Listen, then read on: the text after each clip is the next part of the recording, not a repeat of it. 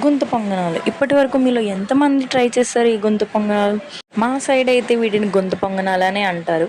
వీటిని ఎలా తయారు చేసుకోవాలో చూసేద్దాం, వచ్చేయండి. ఫస్ట్ అయితే దోసల బ్యాటర్ తీసుకోవాలి. అందులో ఉల్లిపాయ పచ్చిమిరపకాయ కట్ చేసుకొని చిన్న చిన్న ముక్కల కింద వేసుకోవాలి. తర్వాత అందులోని టేస్ట్కి సరిపడా సాల్ట్, ఇంకా చిటికెడు వంట సోడా అయితే యాడ్ చేసుకొని బాగా మిక్స్ చేసుకోవాలి.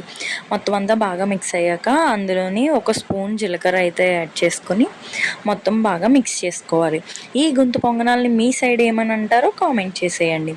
తర్వాత మొత్తం పిండి అంతా బాగా మిక్స్ చేసుకున్నాక గుంత పొంగనాలు ప్యాన్ సపరేట్గా ఉంటుందన్నమాట. ఆ ప్యాన్ అయితే తీసుకొని స్టవ్ మీద లో ఫ్లేమ్లో పెట్టుకొని ప్రతి దాంట్లో ఆయిల్ అయితే స్ప్రింకిల్ చేసుకొని అందులో మనం ఒక్కొక్క దాంట్లో కొంచెం కొంచెంగా పిండి అయితే వేసుకుంటూ ఫిల్ చేసుకోవాలన్నమాట. ఫిల్ చేసుకున్నాక ఒక 5 మినిట్స్ 2 సైడ్స్ టర్న్ చేసుకుంటూ రోస్ట్ చేసుకుంటే గుంత పొంగనాలు అయితే రెడీ అయిపోతాయి. ఈ రెసిపీ అయితే టిఫిన్స్కి, స్నాక్స్కి కూడా బెస్ట్ ఆప్షన్ అని చెప్పచ్చు. నా వీడియో కనుక నచ్చితే లైక్ చేసి ఛానల్ అయితే సబ్స్క్రైబ్ చేసుకోండి.